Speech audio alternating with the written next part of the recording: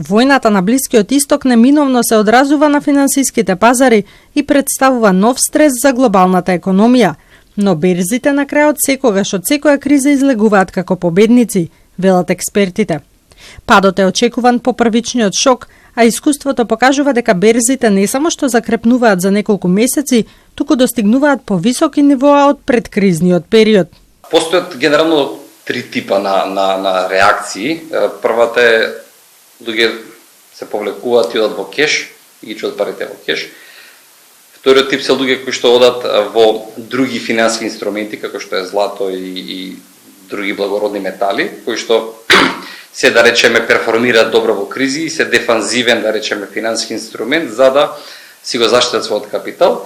И третите се оние кои што си ја пратат својата стратегија на долг рок без разлика што се случува во моментот. Тоа се луѓе кои што акциите ги гледат на долг рок, односно инвестирањето не го гледат како краткорочни циклуси, туку го гледат како инвеститор во тој бизнис и тој бизнис на долг рок дека ќе продолжи понатаму да функционира добро.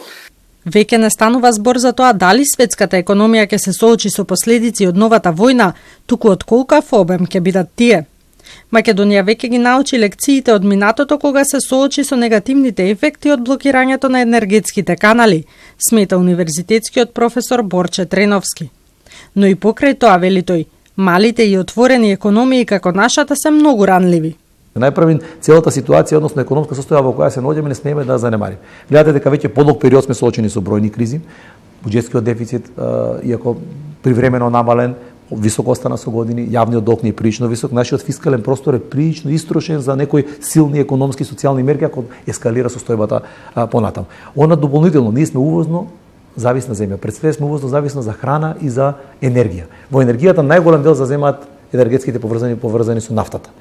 Минатото покажа дека дури и самата геополитичка неизвестност создава турбуленции на пазарите, но нашите соговорници се оптимисти дека нема долго да се задржи сегашната воена состојба и последиците нема да се големи.